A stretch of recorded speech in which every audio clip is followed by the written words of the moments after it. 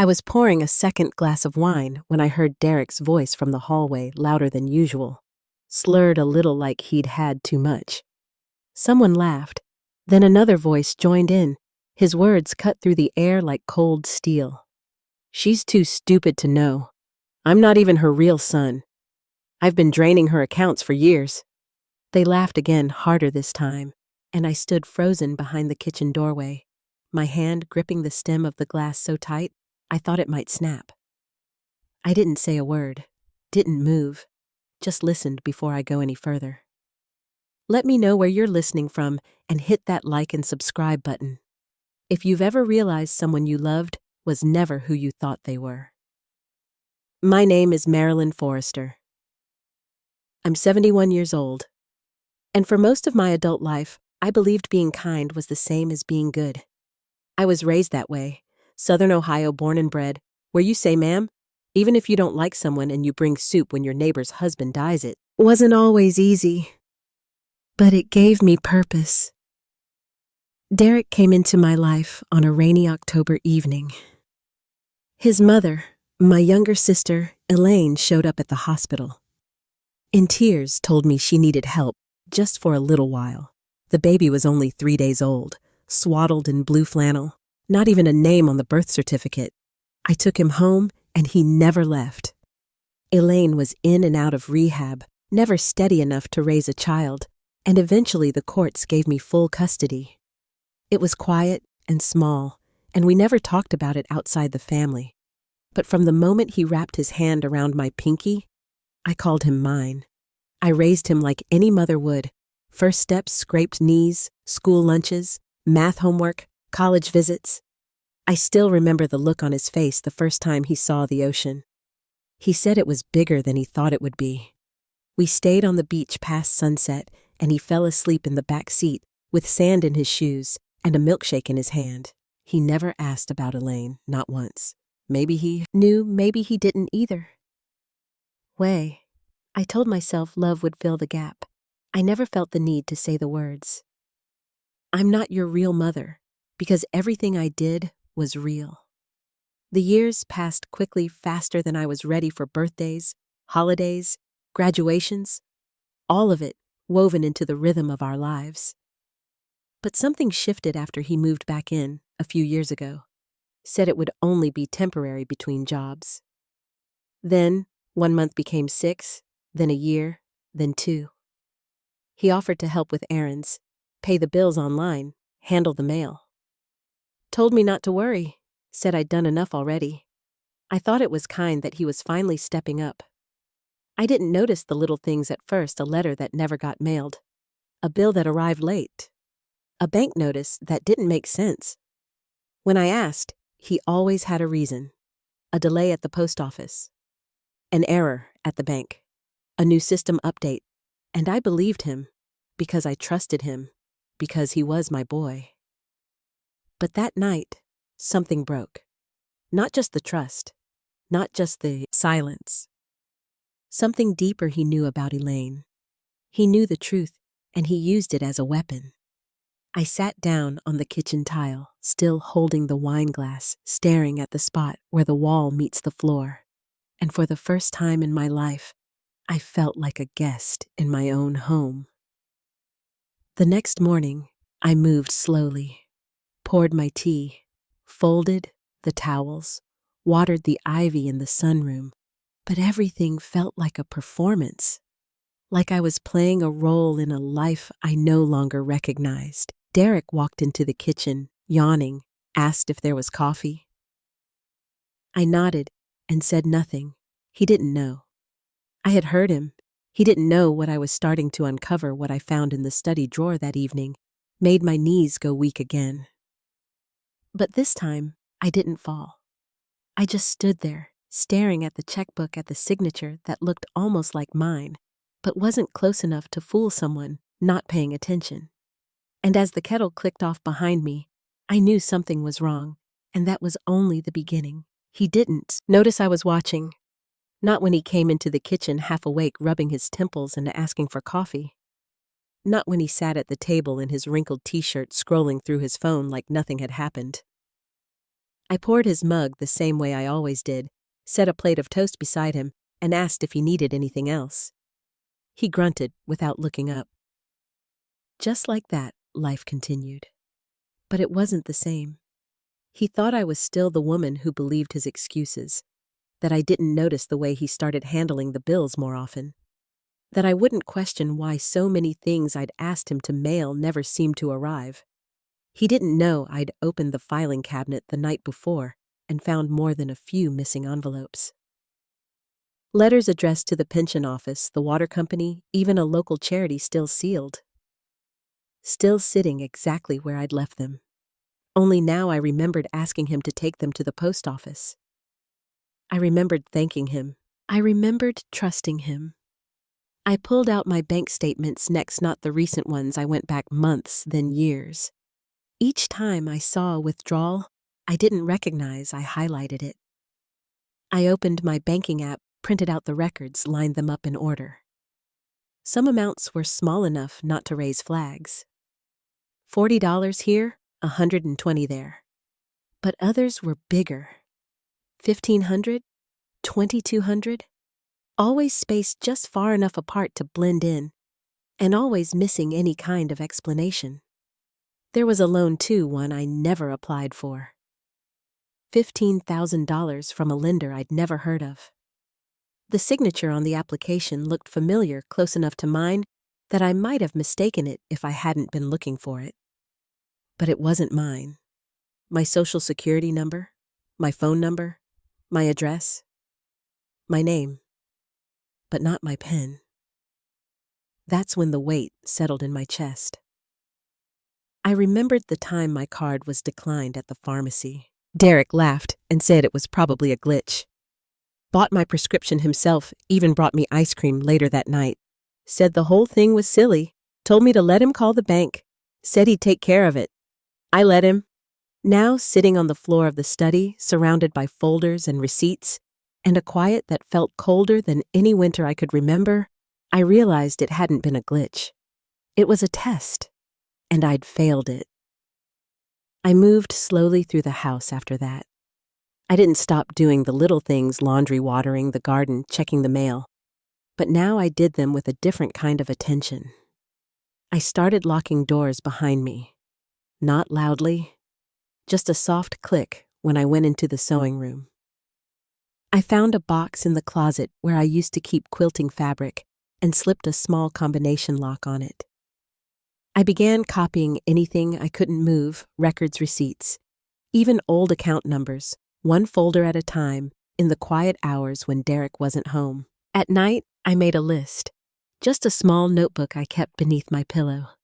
I wrote down everything that didn't add up. A signature I didn't remember writing, a payment that shouldn't have bounced. The way his voice changed when I asked about the water bill. And then I remembered something I hadn't thought about in years. 3 Christmases ago, I updated my will. I'd signed the envelope, sealed it, and handed it to Derek to drop off at the lawyer's office. I asked him about it twice in the weeks after. He said it was processing. These things take time, he said. I believed him, but when I checked the desk drawer, I found that same envelope, unstamped, never mailed. The next morning, I got up before him and went looking for the camera I used to film quilting tutorials. It had been sitting in the drawer for nearly 2 years, untouched. Still worked, still held a charge. That afternoon, I set it up in the study high on the bookshelf, tucked between old photo albums and dust jackets. It pointed straight at the desk. I hit record and closed the door behind me. That night, I sat in the sewing room, piecing together a quilt and watching the live feed on my laptop. 2 days passed. Nothing. Then, on the 3rd night, just after midnight, I saw him. He didn't turn on the light, moved like he'd done it 100 times before. Hoodie up, steps quiet. He went straight to the drawer, pulled out my checkbook, flipped through tax documents, and then paused. Took out a single page, slipped it into his hoodie pocket, shut the drawer like nothing had happened. I stared at the screen for a long time. watched the frame freeze on his face, half lit by moonlight, mouth curled into a smirk like he'd just gotten away with something clever. My hands stayed on the fabric in my lap, but I didn't sew another stitch. I reached for my notebook and wrote one word across the top of the next page. Enough. The next day, I changed the password to my bank account, quietly. No alerts, no paper trail. Then I booked an appointment with a lawyer, a new one. I used the name of a local charity I used to volunteer with so it wouldn't draw suspicion if Derek saw anything come in the mail. I opened a post office box 2 towns over and rerouted anything important there. When he asked why I wasn't making dinner that night, I told him I had a headache. When he teased that I must be getting forgetful, I laughed with him. Let him believe it. Julia Hastings didn't smile much, but when I laid everything out on her desk, photocopies, printouts, camera footage, forged, loan papers, she looked me in the eye and said, "This isn't just identity theft. This is sustained financial abuse." I nodded. I already knew. But hearing someone else say it out loud did something to me. Not because it hurt more, but because it finally had a name. She flipped through each sheet, slowly, careful with the edges like they might tear. "You've been robbed," she said, quietly. "Over years." No sign of remorse. When she told me the amount over $50,000, I didn't speak. I just nodded again. She laid out the next steps. We'd revoke his power of attorney, draft a new will, file the fraud report, lock down every account. And when she asked if I had any other assets, I thought about the lockbox in the sewing cabinet, my aunt's inheritance, the old life insurance policy Derek didn't know about. I said yes, and I told her I wanted all of it removed from his name. By the time I left her office, I wasn't shaking. I wasn't crying. I wasn't even angry. I was ready. That night, I drove home with the windows down. Watched the lights flicker through the trees as I turned into my neighborhood.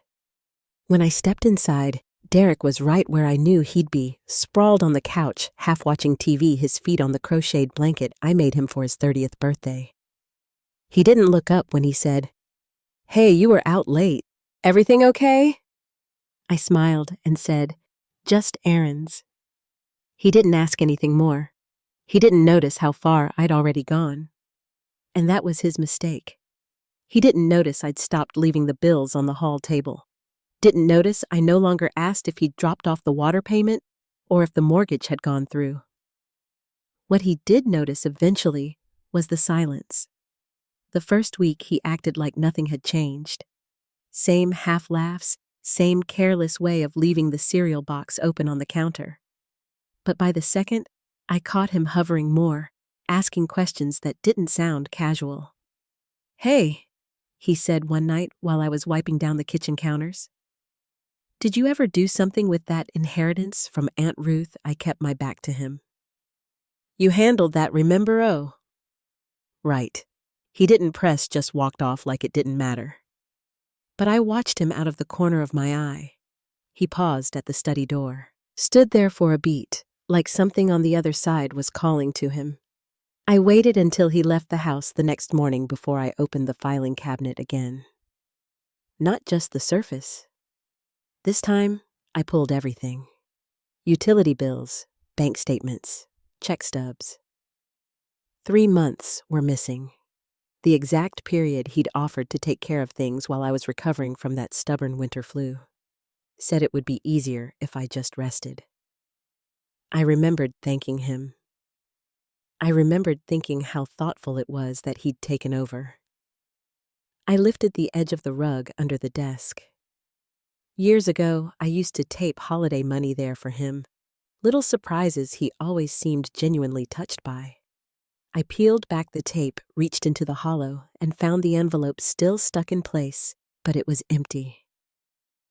That night, I lay in bed with the notebook on my lap and wrote it all down. 1 page for every lie. 1 for every slip of paper that disappeared. I kept the book tucked under my pillow, not because I was scared he'd take it, but because I needed the weight of it near me. something solid, something that reminded me I wasn't imagining things. He still sat at the same end of the couch each evening, still sprawled out like the house belonged to him. He never noticed the stack of folders on the bookshelf growing thinner. Never noticed I'd moved my important documents to a locked box in the sewing room. Never saw the new camera I'd added by the hallway vent angled to catch movement at night just in case. The silence stretched out longer each day. I stopped leaving notes on the fridge, stopped reminding him to check the mail. I paid the property taxes early, rerouted the utility bills, closed the account I'd once used for groceries. The card he carried stopped working at the gas station, and when he came home cursing the bank, I nodded like I didn't know why. I don't remember the last time I looked at him and felt softness. Not because I was angry, anger burns out eventually. It was something else. A kind of blankness that comes when you've cried out all the questions and accepted that no answer will make it right. I came home one afternoon and heard him in the living room laughing on the phone. Said I was probably losing it. Said I must be going senile, forgetting things. He didn't lower his voice. Didn't think I could hear. I stood in the hallway just out of sight. Not because I was hurt, not anymore. I just needed to be sure. To hear it with my own ears. The man I raised, the boy I called mine, mocking me while sitting on my furniture, eating my food, sleeping under my roof. The next morning, I folded my cardigan over the back of a dining chair and called Julia's office. Told her I wanted to move forward with the estate planning.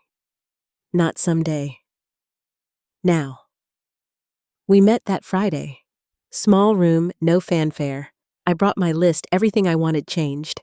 We drafted a new will this time with no trace of Derek's name. I shifted the deed to the house into a trust, assigned power of attorney to Julia. Closed the last joint account. I walked out feeling lighter than I had in years. That night, Derek asked me why the electric bill had arrived by mail instead of online. They must have changed something in their system, I said, flipping through the newspaper. You know how things are. He nodded, distracted. Didn't ask again. By the end of the month, I'd locked down everything, every dime, every document, every login. There was nothing left in his reach. I didn't tell him. I just let the silence stretch. He grew restless, tried to offer help again, asked me if I needed anything from the store, told me he could take care of my taxes this year. I thanked him and said I'd already handled it. That's when I saw it just for a second, a flicker in his eyes. Confusion maybe, or suspicion. But he smiled and nodded like he always did. One night, I stood by the doorway to the living room, watching him from behind the frame. He was lying on the couch, one leg thrown over the backrest, scrolling on his phone. The crocheted blanket I made him was crumpled under his feet. For years, I thought he didn't see me, that maybe I was too quiet, too simple, too easy to forget. I wondered if I'd failed him somehow. If I should have been different, warmer, louder, more demanding. I blamed myself for his distance. Thought maybe if I'd cooked better meals, made bigger gestures, he wouldn't have turned out this way. But standing there now, I saw the truth. He didn't ignore me because he was distracted. He ignored me because he never had to pay attention. I made life easy for him, soft, predictable.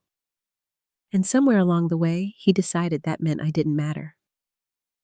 He laughed at something on his phone, then looked up and caught me staring. What he said, I shook my head. Nothing. He grinned. Don't hurt yourself thinking too hard.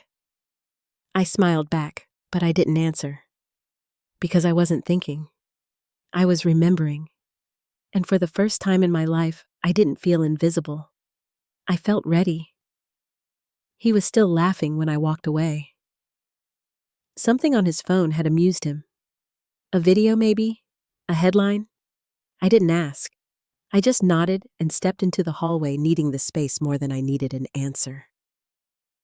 I stood there a long time, one hand on the edge of the doorway, feeling the stillness settle around me. Not sadness exactly, and not shock, not anymore. It felt more like the air after a thunderstorm when the sky has gone quiet, and all you can hear is the sound of your own breathing. My thoughts didn't race. They unfolded slowly, clearly, like something I'd always known but hadn't wanted to see. I didn't love him. I didn't hate him either. I just didn't feel it anymore. That ache I used to carry around, the one that made me worry about what he needed, what he wanted, how he might feel if I said the wrong thing, that was gone. It had slipped out of me somewhere between the first forged signature and the last time he laughed in my face. I went upstairs and opened the drawer in my bedroom, the one I hadn't touched in years. I pulled out the rusted metal box from behind the winter sweaters and set it on the bed. My hands still knew the combination. Inside were papers, old ones, Elaine's note from the hospital, Derek's immunization records, his first school ID with his hair too long and his collar askew. Things I'd kept because they reminded me who we used to be. I stared at the letter from my sister, the one where she begged me to keep him just for a little while. The folds were soft now, the paper thin along the creases. I read it again, not out of sentiment, but out of necessity. I needed to see it with fresh eyes. She hadn't said thank you. She hadn't promised to come back. She had only asked, and I had said yes. Every choice that came after had been mine. I raised him. I protected him. I loved him in all the ways that counted. But love, I realized, wasn't enough if only one of us had meant it. I tucked the letter back in the box and stood. The room didn't feel heavy anymore. The pictures on the wall didn't sting. I wasn't looking for answers in his smile. I wasn't waiting for some sign that he cared. What I felt wasn't grief, it was release. That night, I sat in the sewing room and opened my laptop. The quilt in my lap stayed untouched. My hands rested on the keys. I opened a new folder and titled it Police. Not because I was rushing toward confrontation, but because I knew the moment had come. I uploaded the footage from the camera, every frame, every clip. I scanned the documents, the fake loan applications, the overdraft notices, the altered will. Then I opened a new recording and hit record. I spoke plainly. My voice didn't shake. I explained what he'd done, what I'd discovered, and how long it had been happening. I said my name and the date and saved the file with the rest. Then I wrote an email to Julia. Subject ready when you are. She replied within 20 minutes. Her message was short. We'll file first thing Monday. Protective order, formal report, and full estate lock. We're almost there. I closed the laptop and looked around the room. Derek was in the living room, still flipping through channels. The volume was low like it always was when he wasn't really watching. Just background noise to keep from sitting in silence. He didn't notice me walk past the doorway. Didn't turn his head. I watched him from the kitchen for a moment.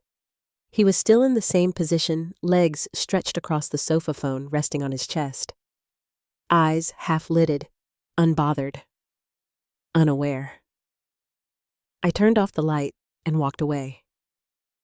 Monday morning, I put on the navy blouse I used to wear to the clinic, pinned my hair up neatly the way I used to before appointments. I even wore earrings. Small gold studs I hadn't touched in years, not for anyone else. Just to remind myself who I was before all this. The courthouse was colder than I expected, the kind of chill that comes from linoleum floors and tall ceilings. Julia met me near the elevator. She held a folder in one hand and offered a quiet nod as I approached. Once this is filed, she said, everything changes. Are you ready? I said yes. We sat with the fraud investigator first. I handed over everything, the files, the footage, the forged forms. I answered every question clearly. I didn't fidget. When they asked if I believed Derek posed a threat to my safety, I didn't hesitate. He doesn't need fists to hurt people, I said. Look what he's already done. They didn't argue. After that came the protective order. Julia had already filled out most of it. I signed where she pointed. The officer explained that once it was served, Derek would be legally barred from accessing my accounts, contacting my attorney, or entering my home without written permission. It wasn't revenge. It was protection. The eviction notice was next. That one took longer. Julia insisted it be airtight. No loopholes, no delays. 30 days to vacate. Nothing more. When she slid the final envelope across the table sealed and ready to be served, I took a long breath and tucked it into my purse. That afternoon, I invited Derek to brunch. Like old times, I said. He raised an eyebrow. You're not usually the sentimental type. I smiled. Just felt like doing something nice. He shrugged. Sure. Why not? I spent the rest of the week preparing, quietly, no sudden changes. I scanned everything one more time, saved backups to a flash drive, emailed a copy to Julia. I changed the alarm code, locked away the documents in the old hallway safe, reset the combination. He came and went like always, used the Wi-Fi, ate my groceries, slept late. He still thought he had time, thought the house, the money, the comfort, all of it belonged to him. I let him think that, because the table was already set, and he had no idea what was waiting at the end of it. I set the table at 10 sharp. Blue china, just like he liked. The ones he used to show off to friends as if they were his to give. I even made the egg salad he once called the only thing you cook right, and I brewed his favorite coffee. Not because I wanted to make him comfortable, because I wanted everything to look just like he expected it to. He came through the door, whistling keys, jingling like he had nothing in the world to worry about. He took one look at the table and let out a low chuckle. Wow, he said, dropping his jacket over a chair. Did someone die? I smiled. Not yet.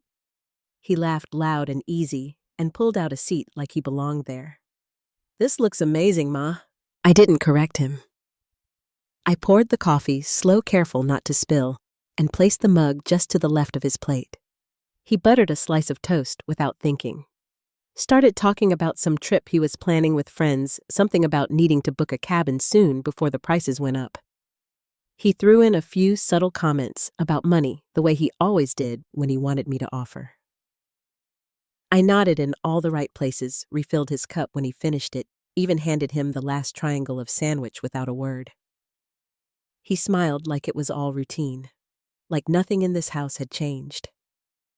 When he reached for another napkin, I stood. There's something I've been meaning to give you, I said. He looked up, still chewing. Yeah. I walked to the sideboard and picked up the envelope. Thick. Sealed. No markings on the front. I laid it down right in front of his plate and sat back in my chair. He stared at it like it might be a late birthday card. What's this? Open it. He wiped his hands, chuckled again, and tore it open without hesitation. He scanned the first page, just a quick glance, and let out a laugh. Very funny, he said. Then he flipped to the next page, and the one after that. The smile didn't last long. What the hell is this? He pushed the papers back toward me. Your final warning, I said quietly. He leaned forward. You're serious? I nodded once. 30 days to vacate. You'll be served formally later today. You've got to be kidding. He shoved the papers back. This is ridiculous. I live here. You can't just, I have video of you forging my name. Bank records. Surveillance footage, witnesses, a lawyer? He blinked. His voice sharpened. I'm your son. No. You were someone I raised, someone I loved. But what you are now is a thief. He stood pacing behind the chair. You're going to throw me out over money. I looked up at him.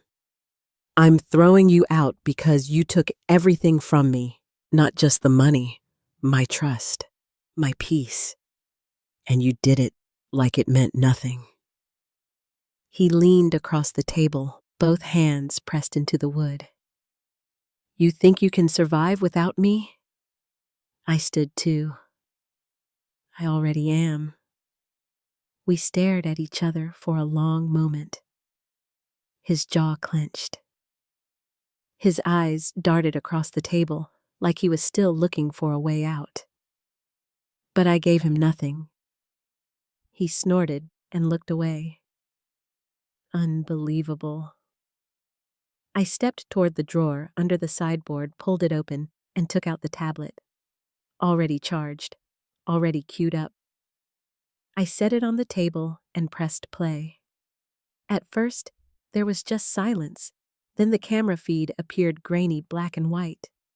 The study, my desk, the timestamp in the corner. Derek's figure moved into the frame, hoodie, uphand, sliding into the drawer.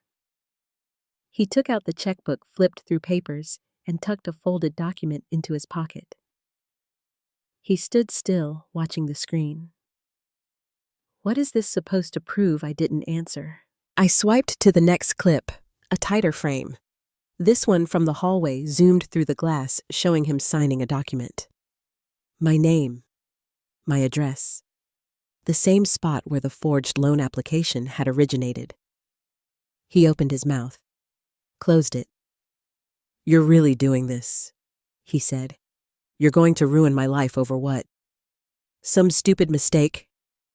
No, I said calmly. You did that. I'm just making sure it stops here. I slid the revised will across the table. You're no longer the beneficiary of anything. Not the house, not the accounts, not even the car. He picked up the papers with shaking hands, flipped through them like he thought he'd find a loophole. There's nothing left in your name, I said. Not 1 cent. He dropped the folder with a dull slap. You're insane. No. I'm awake. He stared at me for a long time. Then he stepped back, his voice a little smaller. I'm still your son. I looked at him. You were a guest in my life, and your time's up. Then came the knock. He flinched. Who the hell? I didn't answer. I walked to the door and opened it. 2 uniformed officers stood there. Calm, professional. One held a clipboard. Marilyn Forrester, one asked. I nodded. He's in the kitchen. Derek's voice rang out behind me. Are you serious right now? He stormed toward the door. She's confused. I didn't steal anything. I was helping her with paperwork. One of the officers raised a hand. Sir, we're here on a preliminary fraud report filed by Miss Forrester. We'll need to ask you to remain calm while we speak. She's just angry because I'm not her real son. The room went still, and that's when I reached into my cardigan pocket and pulled out the last piece. A small recorder. I pressed play. Dude, she doesn't even know you're not really her kid, and you're bleeding her dry. You're a legend, man. Another voice. She's too sentimental to notice. You've got access to everything. Laughter. Then a toast. Derek's face turned pale. That's not... I didn't know you... Your friend sent it to me, I said. Said he felt guilty. Maybe you should choose better company. The officer stepped forward. Sir, based on this evidence, we're issuing a formal notice to vacate. You'll have 30 days. You're no longer authorized to remain here.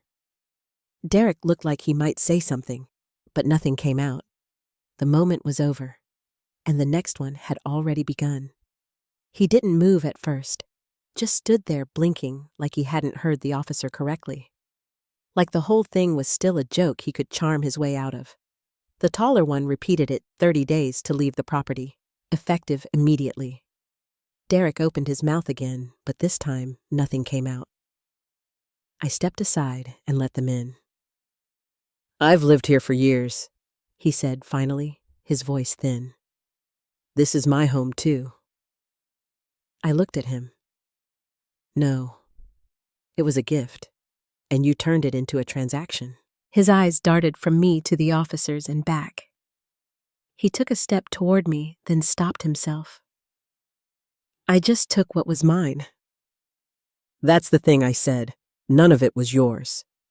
One officer gestured toward the hall. "Sir, we'll give you an hour to gather your personal belongings. It's best we do this calmly." Derek didn't answer. He turned, slowly walking toward his room with stiff shoulders and a clenched jaw. I watched him go, then turned and walked into the sunroom. Sat down with my hands folded in my lap. The door stayed open behind me. I could hear the creak of dresser drawers, the zip of a suitcase, the scrape of a cabinet door. He wasn't packing quickly. He was stalling. The officer stood quietly in the entryway, giving him space. I didn't speak. I didn't offer him tea. I didn't offer anything. 10 minutes later, he came to the doorway of the sunroom. Didn't cross it. Just leaned on the frame, his jacket folded over one arm, the duffel bag barely zipped. "Tell them you made a mistake," he said. I looked at him. "Please," he added, "don't let it end like this." I didn't respond. He shifted, lowered his voice. "I was just desperate. You don't get it living in this place. Everything always came easy to you. You don't know what it's like out there." I tilted my head. "You mean out there where people earn what they have?" His mouth opened, then shut again. He looked down at the floor. "You never once said thank you," I said, quiet but clear. "Not for the roof over your head. Not for the clothes, the food. Not for raising you when your mother left. Not once." He swallowed hard. "I thought you knew I was grateful." "No, Derek," I said. "You thought I was disposable." The shorter officer stepped forward now. "Sir, you need to finish gathering your things." He didn't argue this time. He turned without another word and walked away. I stayed where I was, watching the sunlight stretch across the floor. I didn't feel angry. I didn't feel triumphant. I felt still, like a knot had finally loosened in the center of my chest. When he came back out, he avoided my eyes. He carried one duffel bag and a grocery sack with toiletries. No photos, no mementos, nothing that couldn't be replaced. The blanket I made him years ago was still crumpled on the couch. He didn't reach for it. The officers flanked him gently, one on each side. They walked him to the front door. He paused there, hand on the knob. "I hope you're happy," he muttered, without looking at me. I stood, not stepping closer, just speaking evenly. "I'm not happy," I said, "but I'm free." The door shut behind him.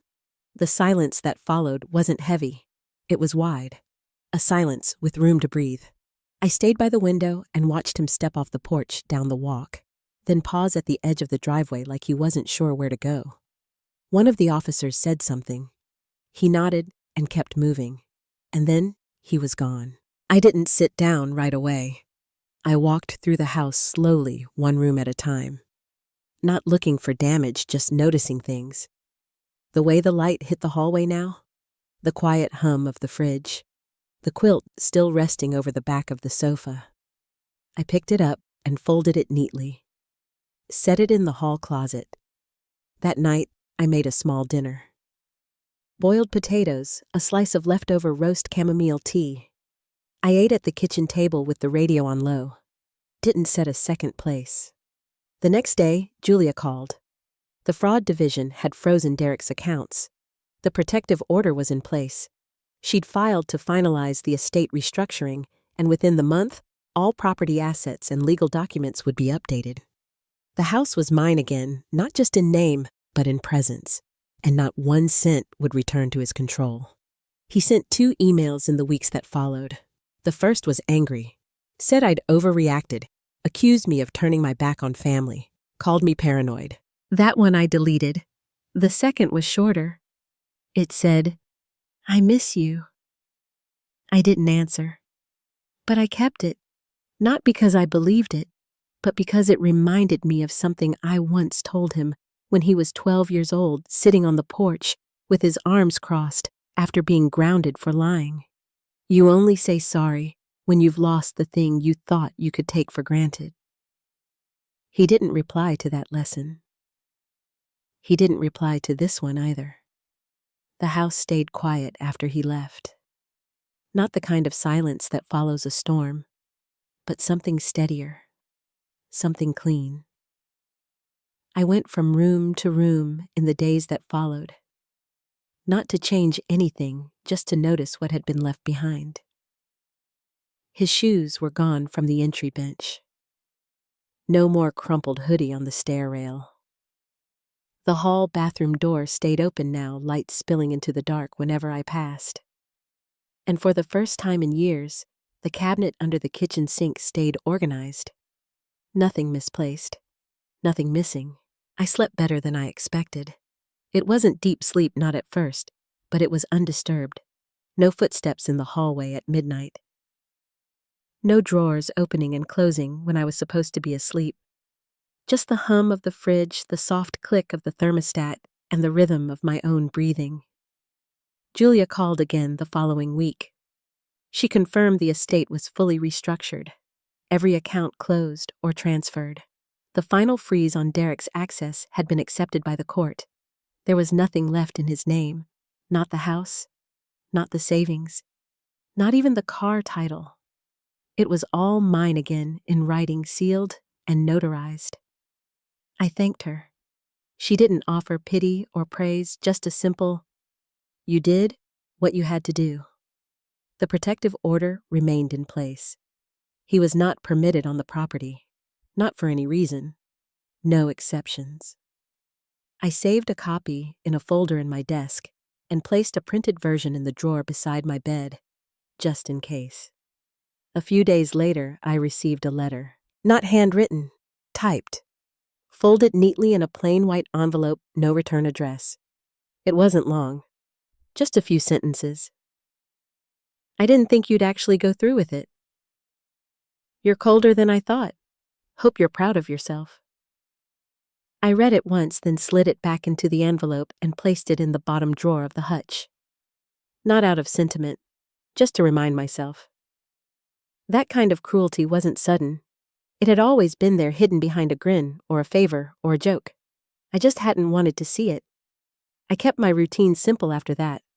I still made tea every morning, still took my walks, still watered the ferns on the back porch and fed the stray cat that had taken to napping under the deck. But now, I did it on my own time. For myself. I wasn't waiting for someone else to come in and ask for something.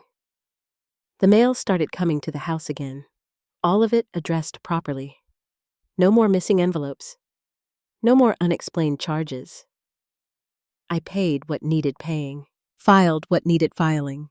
Nothing disappeared. The weight of that freedom surprised me. It wasn't loud or joyful. It was quiet, practical. The kind of peace that comes from being in control of your own kitchen drawer again. From knowing no one else has the key to your safe. From watching the coffee pot fill and realizing no one is going to drain it before you sit down. The neighbors asked where Derek had gone. I told them he moved out. When they asked if he was doing all right, I nodded. Said I hadn't heard much. Some of them looked concerned. 1 or 2 looked like they might press further. But I didn't offer more, and eventually they stopped asking. He emailed again just once. This time, it was just 3 words. "I miss you." No greeting, No apology, nothing else. I didn't reply. I opened the email, read it, and closed it. That night, I set one place at the table. Just one. I served myself a bowl of stew and a slice of cornbread, and poured a glass of water. I turned on the radio and let it play softly through dinner. The lamp above the hutch cast a golden light on the plates and silverware, the same set I'd once used for Christmas dinner when he was 10 years old and proud of folding his own napkin. That version of him was long gone. What remained was memory. But not the kind that hurts. The kind that reminds you of how far you've come. Later that week, someone at my quilting circle asked about him. "Do you ever hear from your son?" she said gently as she passed me a pair of folded fat quarters. I didn't hesitate. I smiled and said, "He never really was mine. But now, I finally am." She didn't ask what I meant. She just nodded and reached for her scissors, and we both went back to our stitching. The sun had just started climbing when I stepped out onto the porch with my coffee. The air was still cool, but the birds were busy darting between the dogwoods like they had somewhere important to be. I settled into the old wicker chair with the loose armrest Henry used to promise he'd fix it, and looked out over the yard. The grass was a little long, the hedges needed trimming, but it was mine. Every inch of it. Not borrowed, not at risk, not quietly slipping away while I wasn't looking. The days moved differently now. Slower in some ways, lighter in others. I still paid the bills, answered the phone, folded the laundry, but there was space around it all. No tension pulling at the edges. No second guessing whether the money was gone or if someone else had decided something for me. I had the freedom to be ordinary again. And that freedom felt like gold. A few months after everything was settled, Julia called just to check in. No paperwork this time, no urgent decisions. She asked how the roses were doing. I told her they hadn't bloomed yet, but I had hope. She said that seemed like a good sign. I went back to my quilting group. No one asked too many questions, and I didn't offer any details. Just quiet stories about new recipes, a chipped teacup I found at a flea market, and a book I'd started reading again after 20 years. I stitched a lot that spring, mostly simple blocks, clean lines, soft colors. Nothing fancy. But every square felt steady in my hands. I never heard from Derek again after that second email. I didn't expect to. People like him don't look back unless there's something they still want. And for once, there was nothing left for him to take. Sometimes I think back on the early days, when I held him as a baby, when I made him pancakes shaped like bears, when I packed his lunch with little notes tucked beside the applesauce. It would be easy to question all of it, to wonder if any of it mattered. But it did. Because what I gave freely. Not for thanks, not for loyalty. Just because it was the right thing to do. That doesn't mean I have to keep giving when it turns cruel. Kindness doesn't mean saying yes forever. Love doesn't mean tolerating theft or lies just because they come with familiar eyes. That lesson took me longer than it should have. But I learned it. And now, I wake up in a house where nothing is hidden. I open drawers that hold only what I've chosen to keep. I walk through my kitchen in the morning light and pour my coffee exactly how I like it, without apology or explanation. If you've ever been made to feel small in your own home, if someone's called your trust weakness or mistaken your love for permission, just know this: it's never too late to take it back. Dignity doesn't have an expiration date. Neither does peace. If you're still listening, thank you. If this story reminded you of someone or helped you feel a little less alone, I hope you'll share it. Maybe even subscribe. There's power in stories, especially the quiet ones. Take care of yourself. You're worth protecting.